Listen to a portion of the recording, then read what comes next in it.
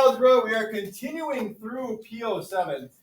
We started the multi-step equation with combining like terms. We talked about how when you've got these like terms that are on the same side of the equal sign, you combine them, you simplify. Okay. Our answer for this one, we had 9x's, we took away 4x's, now we have 5x's. Plus 3 equals 43, right? The next one, we had 8 n's. We subtracted 11 n's. That gives us negative 3 n's. Plus 2 equals 29. And then the last one, you've got a couple of like terms that we combine. We have our n's. Negative 10 minus 2 is negative 12. And then our constants, 7 plus 3 is positive 10, and that equals negative 122. And notice that after we simplify, what do we get in each instance here? What type of equation are we left with for all of them? Yeah. Two-step. Two-step. That's your comfort zone. I hope, right? That's your kind of your home base, baseball pun. Okay. To where from here, you know to use opposite operations to solve it. Okay. First we're simplifying, then opposite operations to solve it.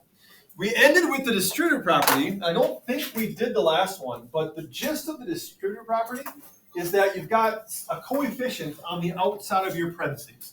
Okay, we are multiplying that 3x minus 5 times 7. But the problem is that we're supposed to do parentheses first. And because 3x and negative 5 aren't like terms, we can't actually subtract them. So the mathematical way around that is to distribute or put this coefficient into the parentheses. 7 times 3x is 21x. 7 times negative 5 is negative 35, and that equals 7.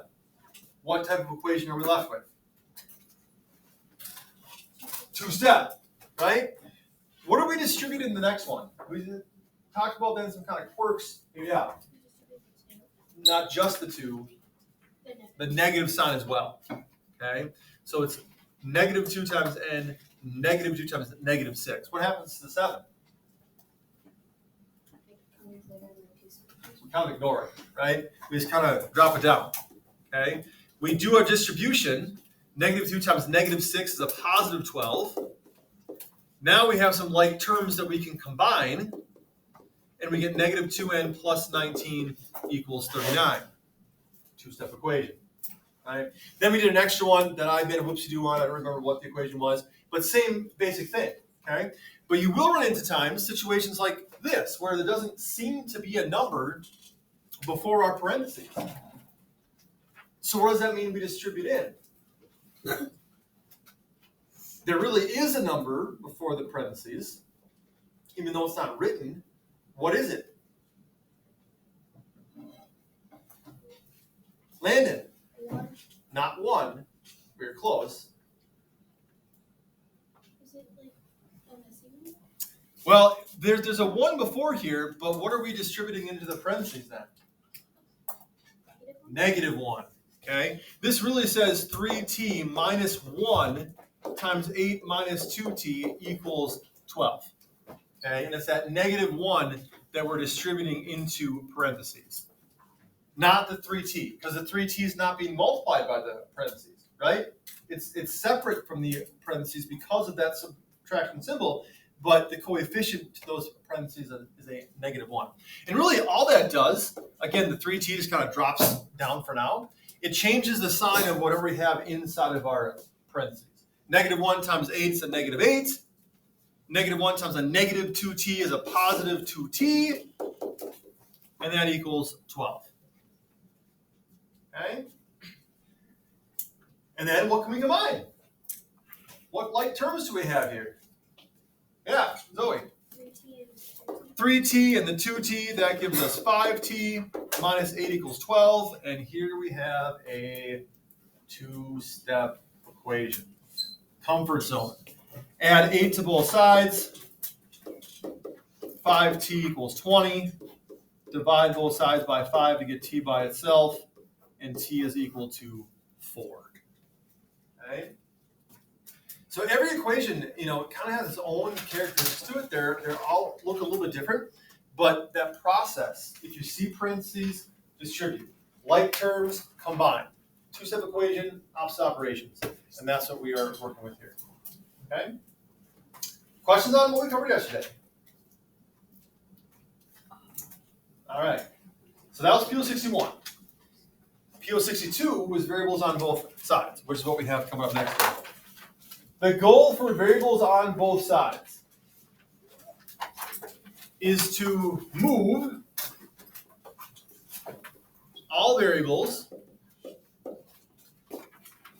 to one side of the equation, and whenever we move something from one side to the other, what method do we use? Move all variables to one side using what, Zoe? Opposite operations. Using opposite operations. Okay. Here's where, and this gets confused with the combining like terms, but notice that the combining like terms, all of our like terms are on the same side, right? The 9x minus 4x, they were together on the left side of the equation. That's why we just simplified. We got 5x here. But here, our 16x and our 12x are on opposite sides. That's why I have to move one from one side of the equation to the other. And so if you remember last year, again, opposite operations, subtract 12x from both sides.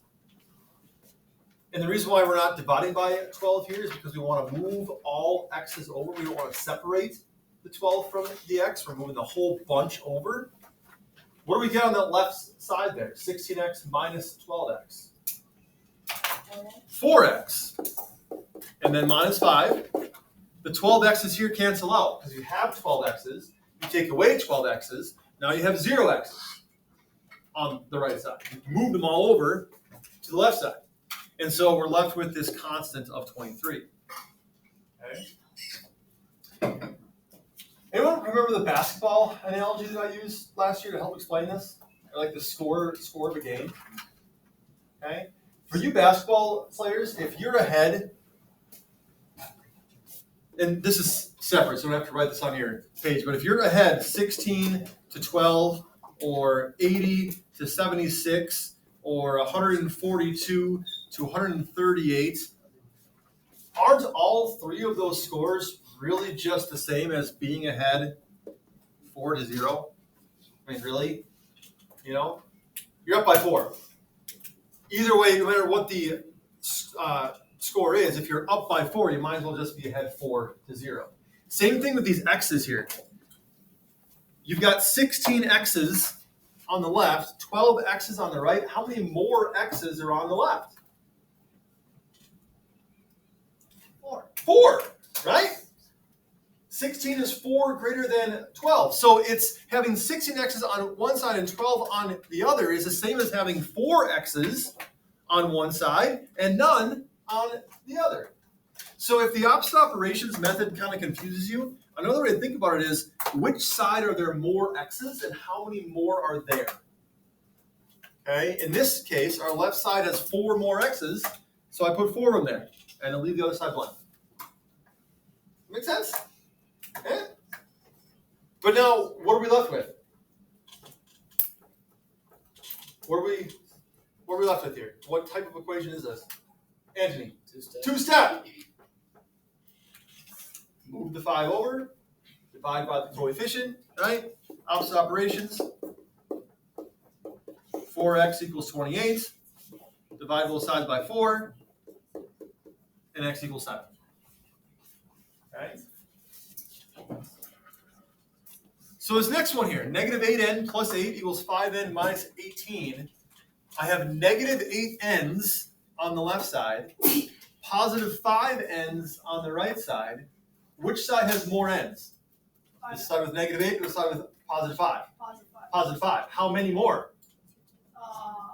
How much greater is positive 5 than negative 8? 13. 13.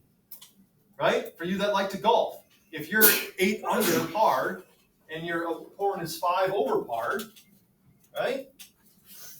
Your opponent took 13 more strokes than you did. Okay? So we know that we can write this as having no n's on the left side. We'll be just left with that constant 8. And that's going to equal 13 n's minus 18 on the right side. Because that's where we have more of them. 5 is 13 greater than -8. Now, mathematically, you can also say, okay, if I add 8n to both sides, again, using opposite operations here, -8 plus 8 is 0. They cancel out. 5 plus 8, 13. Okay? So mathematically, opposite operations will always work, but if you struggle with that, then you can think about which side has more and how many more. Okay? All right. What are we left with?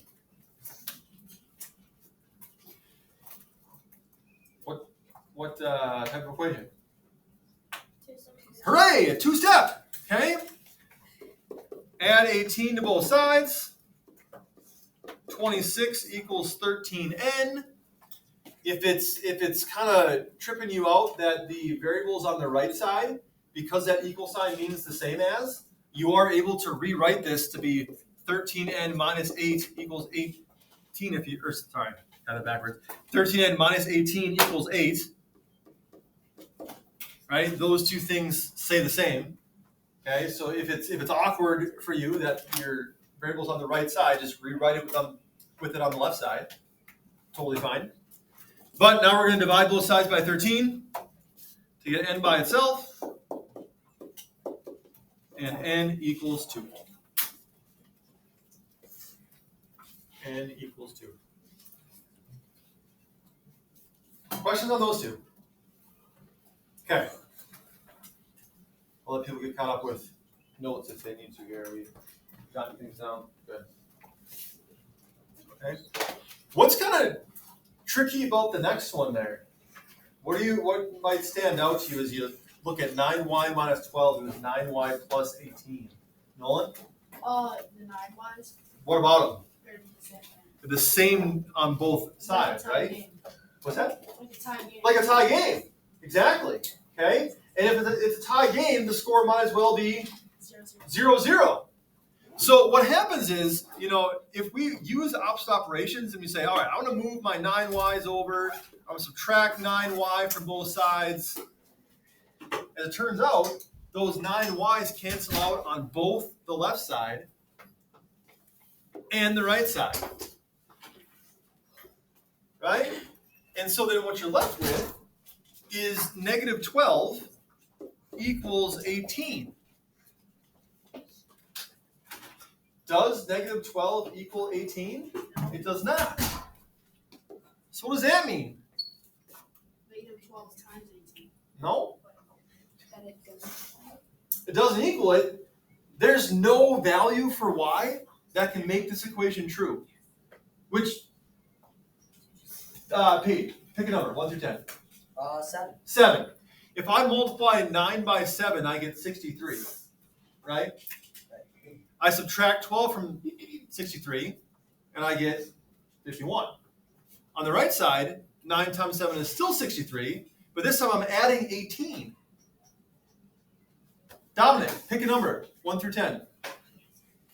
3. If I plug in 3 for y, 9 times 3 is 27, minus 12 is 15. On the right side, 9 times 3 is still 27, plus 18 is 45. That's not equal. Mia, pick a number. 5. 9 times 5 is 45, minus 12 is 33. On the right side, 9 times 5 is still 45, plus 18 is 63. There's no value for y that's going to make that equation true, because on one side, the 9y's being the same thing. On one side, you're subtracting 12. The other side, you're adding 18. You're never going to get those two values to be the same. So, sometimes in math, you have no solution. No solution. There is no value for the variable that will make the equation true. And if you don't want to write out the whole phrase no solution, there's a symbol for it. It's a 0 with a line through it. Not just 0, because y can't be 0. Okay, it can't be anything. So it's no solution, a 0 with a line. Right? How about the next one? What do you know about the next one? Is this one going to be kind of special too? Yeah. Why? What about that tells you it's going to be something special? Yeah. Both 8's. There's 2 8s already. Yes, we got a tie game again, right? Those 8 ends on both sides end up canceling out. And we're left with 2 plus 5 on the left side equals 7 on the right side. Well, as it turns out, 2 plus 5 equals 7, and 7 definitely equals 7. So sometimes when you have the same number of variables on both sides, you'll get an untrue equation, which means y can't be anything. Sometimes when the variables cancel out, you'll get a true equation, which means that, anybody following the train of thought here?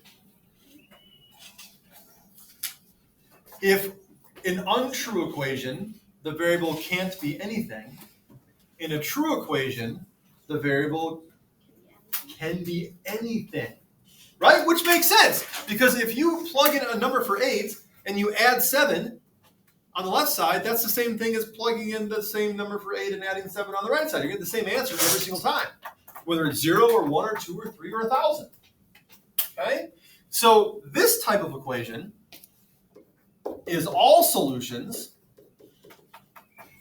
Every number you could possibly think to plug in there is going to work. This has a symbol as well. Perhaps you've seen it. It's a double-stemmed R. So you kind of start out by making an 11. And then from the back line, from the line on the left, make an R with the line on the right. That's how you make an R. Not the way any other teacher teaches you to make an R. This is the correct way. What do you need? Finn, Andrea, or Maddie? No, they're with Boyle. With who? Boyle. Okay. So that stands for all real numbers, all real solutions. And any number you could possibly plug in is going to work. Okay? So, with variables on both sides, there are a couple quirks. If you've got a different number of variables, you'll always get an answer, a single answer. If you have the same number of variables on both sides, it'll either be no solution if the equation isn't true when you cancel them out, or it'll be all solutions when the equation is true when you cancel them out. I'm not sure we covered that last year in PO6, so that piece of information might just be new. But questions? You're really quiet today. Are you honoring me for National Teachers Day? Yes. Yes. Thank you. Wow, I can feel it. Appreciate that. Okay, so when will you ever use variables on both sides in real life? Well, down at the bottom, it says the membership fee for joining a camping association is $45. A local campground charges members of the camping association $35 per night and non-members $40 a night. So if you become a member, it's cheaper to rent a campsite. Of course, there's the cost for becoming a member, right? If you are a member, you're paying $45, but then the campsite is only $35 per night, whereas the non-members, they are paying $40 a night. Anyone's parents ever get like season passes to Valley Fair or Mall of America, Nickelodeon University, like that? Okay. Hopefully, they're looking at the cost of the pass and they're calculating, is it worth us to get? Right? If you're only going to go to Valley Fair once, would you buy a whatever it is, $200 season pass? No, that'd be stupid, right? Because the individual ticket to get in the park is less than that. You're only going one time. You're going to pay the one that's less. If you're going 15 times, well, then the $200 will probably be cheaper in the long run. Okay? So this is a situation where if you want to go camping 9 times, is it better for you to become a member, or is it better for you to not? Which is going to be cheaper after those 9 times? And how you figure this out, the first step here is write the equation for the cost of a member. This goes back to PO6, goes back to CO4. Okay, we're writing an expression here. How would you write $45 fee, a one-time fee, plus $35 per night? What's your variable? What's your coefficient? What's your constant? Okay, back to PO6 here. What expression is going to show paying $45 one time, then $35 per per night.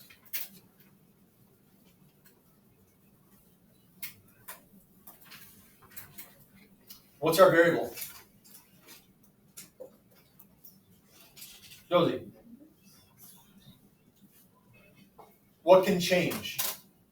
I mean, you can decide whether you want to become a member or not, but our variable, what can change in this situation?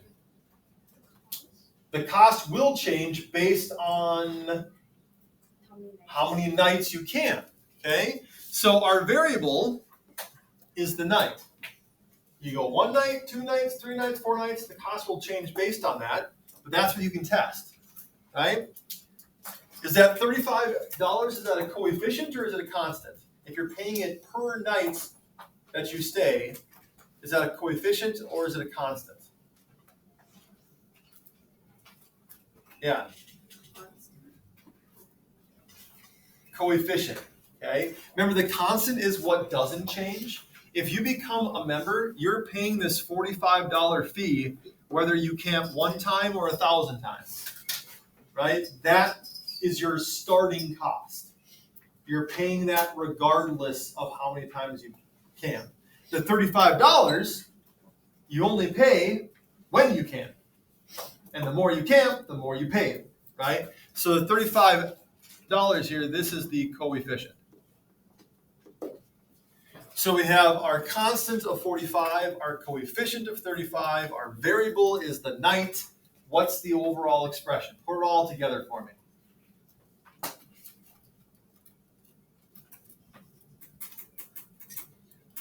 How much will you be paying to become a member of this campsite, depending on the number of nights that you stay? 9 times. No. 45 plus 35. Excellent. The $45 fee plus $35 per night that you camp. That's the expression that represents the cost of being a member. Okay? The second step, write the equation for the cost of a non-member, for which there's no fee, because if you're not going to become a member, you don't have to pay the membership fee, but it's $40 per night. What's this expression going to look like? 35 plus n. Not 35 here. There's no 35 involved in this situation. 40 plus n. Not plus. You're paying it per night. It's going to be $40 per night. Okay? The difference in becoming a member and not becoming a member, you have this fee, this one-time fee, that's your constant, but it's cheaper per night. Remember that word per means to multiply. $35 per night versus $40 per night. Okay? So, to set this up, it says set your first equation equal to the second and then solve.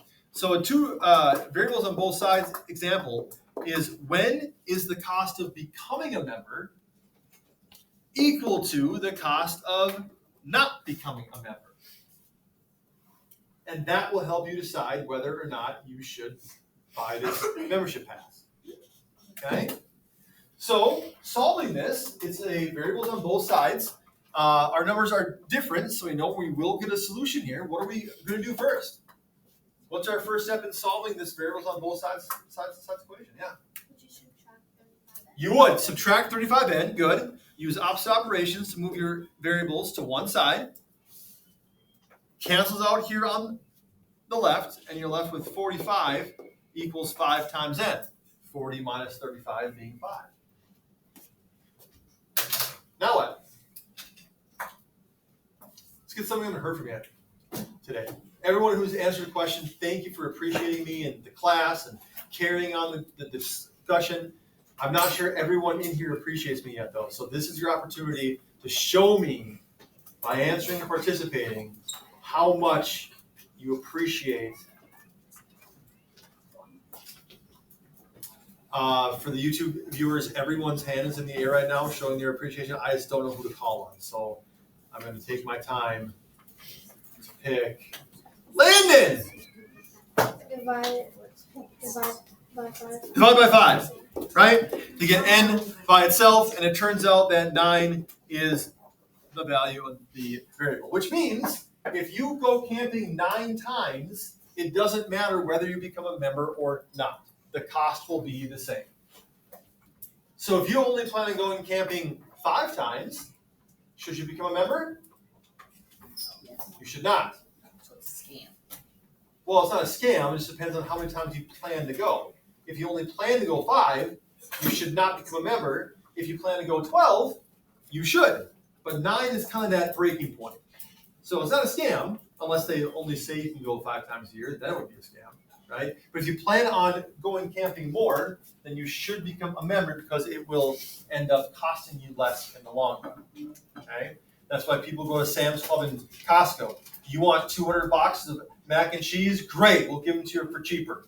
But now you have 200 boxes of mac and cheese. Okay? So the question is, your family's planning to go camping 9 times. Should you become a member? Well, kind of a trick question, but not really. Turns out it doesn't matter for 9 times. 8 times? No. 10 times? Yes. 9 times? Same cost either way. But that's how variables on both sides can actually work. Okay. For Monday, you are to do PO7 part 2. I'm going to warn you, things start a little bit basic. These equations, you have examples of them in your homework or in your lesson part. By the end, though, just like a Mario game, you start at world 1-1, and by the end, you get to Bowser. These last 4 are Bowser equations here. They've got parentheses, meaning you distribute. They've got like terms, meaning you simplify. They've got variables on both sides. They've got everything. Okay? If you can solve these 4, you understand how to solve an algebraic equation. You can be confident you've got it. This is due Monday. You will have time to work in class tomorrow if you're not doing retakes. So Khan Academy being due tonight. That's your priority if you're not finished with that yet. But if you want to start working on this to lighten your load over the weekend, that's fine too. Work must be shown. Anthony, do you have to show your work on this? Yes, you do. Adrian, do you have to show your work on this? Yes, you do. Maya, do you have to show your work on this? Yes, you do. Everybody, showing work is required. Questions, comments, concerns, complaints, comments, congratulations, criticism. All right, finish your con. That's how you math. Okay. Like and subscribe.